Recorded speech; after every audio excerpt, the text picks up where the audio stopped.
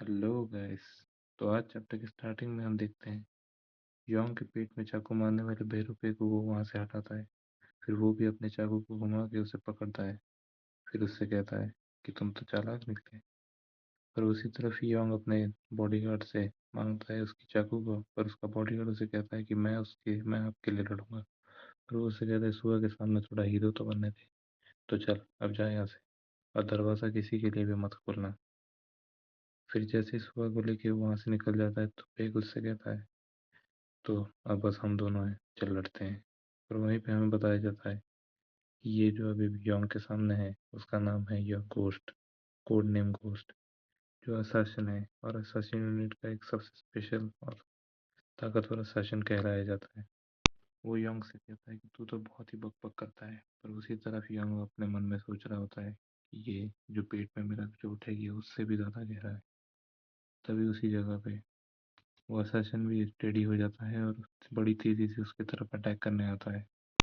फिर उन दोनों के ब्लेड्स ही आपस में टकराते हैं और वो उससे पूछता है क्या यीशु सच में मर गया। तो वो कहता है तो वहाँ पे जो मैंने उसकी मैयत रखी थी वो क्या मजाक में था। फिर वो कहते हैं चलो अपना सवाल बदलते हैं, तो बता यीशु कहाँ है।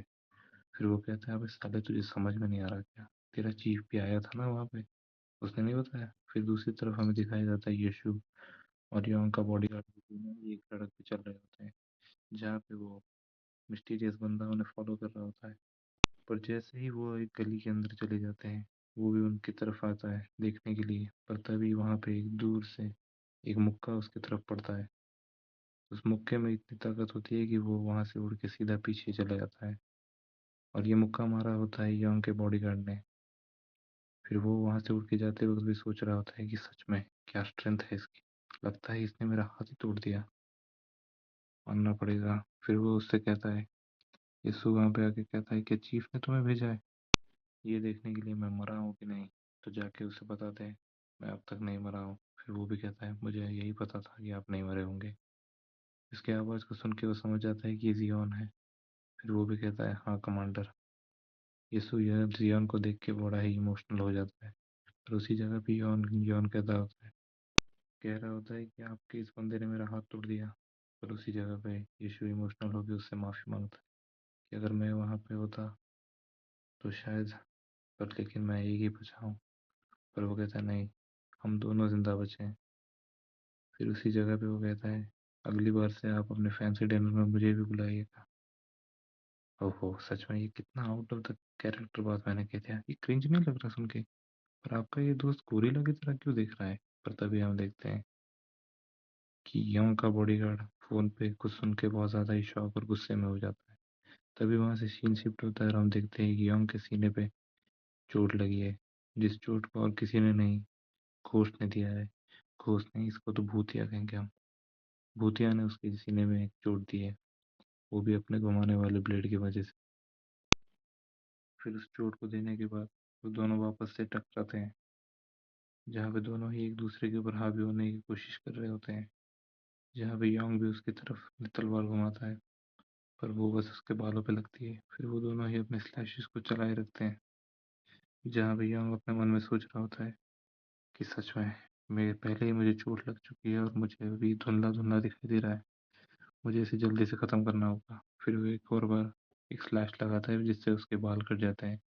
पर तभी हम देखते हैं वहाँ पे एक लोहे की थ्रेड को, जो वो अपने जो वो अपने ब्लेड्स के साथ जोड़ के रखा है। फिर उससे उसने योंग के हाथ को ही बांध दिया। फिर बांधने के बाद कहता है कि सच में मैं तुझे एक्नॉलेज करता हूँ, तू इतना भी बुरा नहीं है, तेरी स्किल्स चल सकती हैं। पर वो कह के उसी के ऊपर एक स्लैश मार देता है, जिस वजह से उसके हाथ से एक अपना चाकू गिर जाता है। चाकू के गिर जाने के बाद हम देखते हैं योंग घायल होकर खड़ा है और वो उससे कह रहा है मैं तुझसे आखिरी बार पूछ रहा हूँ, चल बता यीशु कहाँ है। पर वहीं पे योंग अपने बाल को काटता है। फिर कहता है तू सच में कथा है, क्या तू अब भी नहीं समझ पा रहा है, और कितना हिंट दूँ तुझे, मैं ही हूँ बेक यीशु। ये बात सुन के वो भी शॉक हो जाता है और कहता है क्या तू बेक यीशु है।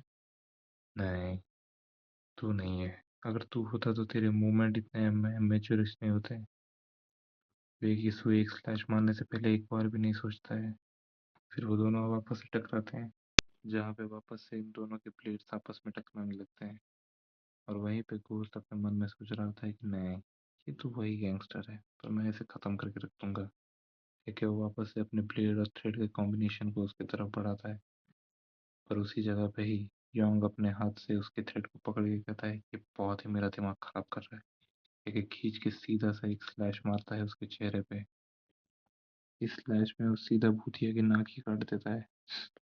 उसकी नाक कटने के बाद वो नीचे पड़े रह के ही शॉक हो जाता है।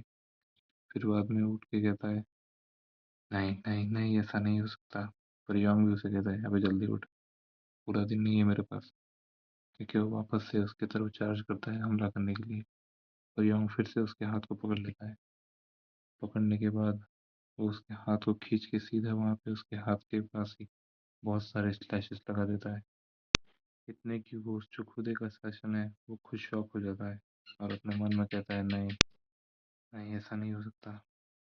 फिर यीशु भी अपने यीशु के स्टाइल से पकड़ने लगता है। योंग पकड़ के कहता है अच्छा, तो इसी तरीके से पकड़ते हैं। फिर कहता है चल वापस आ। फिर वापस से ही घोस्ट उसके ऊपर चार्ज करता है चिल्लाते हुए कि मर जा मर जा।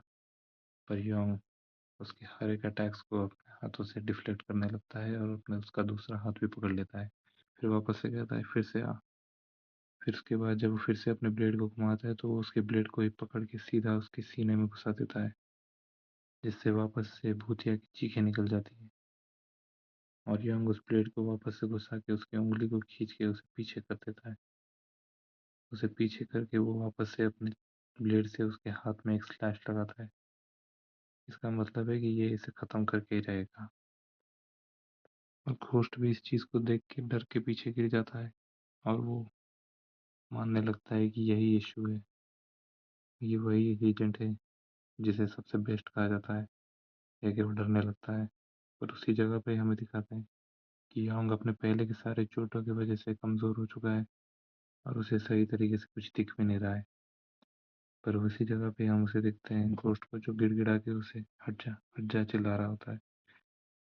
फिर योंग भी अपने मन ही मन कहता है यीशु देख, तुझे बस मेरे साथ ही रहना है। ये कह के वो धीरे धीरे उसके तरफ उसे मारने जाता है।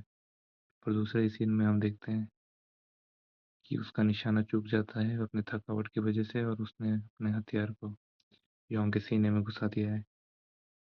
फिर उसके सीने में घुसाने के बाद ही उसे एक और जगह पे भी घुसा देता है उसके पेट के पास, जिस वजह से योंग वहीं पे उसी के ऊपर गिर जाता है।